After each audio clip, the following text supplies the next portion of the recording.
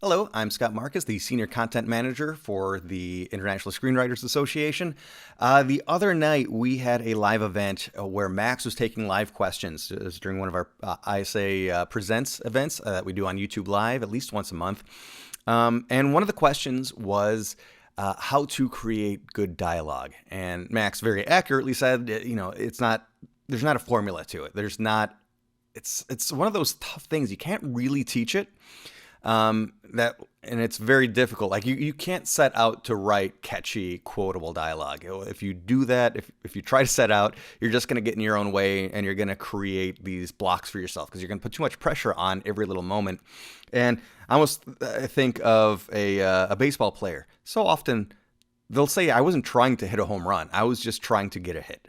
The ball just happened to leave the yard. And hopefully we hit a couple home runs as we're writing dialogue. So while and Max had really great insight about the fact that how much dialogue is actually quotable, how much is actually memorable. It's about getting the information out there. Absolutely true. I do have one thing to say though that I want to add on from my own personal experience and just my approach.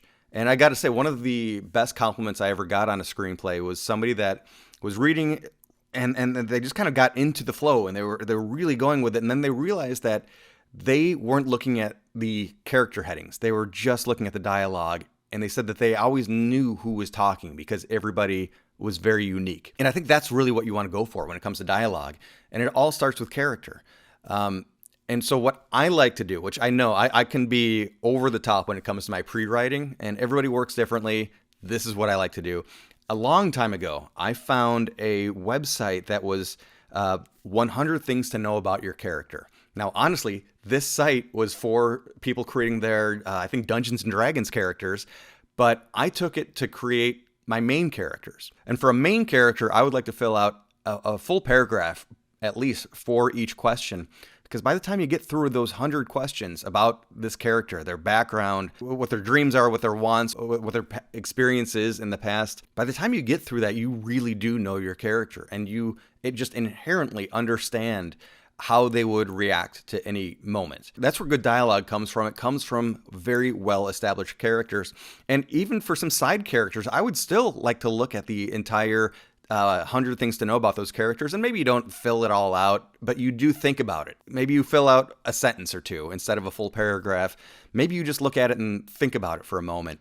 But it's getting all of these characters to be more real. And that, again, is where good dialogue comes from. So just very quickly to go through the categories here in these 100 questions. One is the basics, which is just like it says, the basics. Name, where you're born, who are the parents, family, what's your occupation, things very much like that. Are you left or right-handed? What does your voice sound like?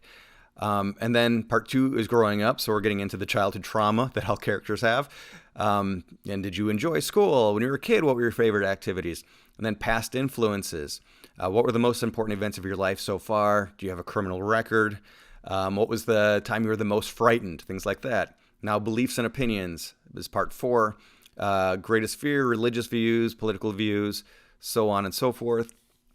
Part 5, relationship with others. Who's the most important person in your life and why? What do you look for in a potential spouse? How close are you with your family? Part 6, likes and dislikes. So we're talking about hobbies, pastimes, food. What would they like to read or listen to? What kind of art would they be into? How would you spend a typical Saturday night? Part 7, this is the last one, self-images and etc.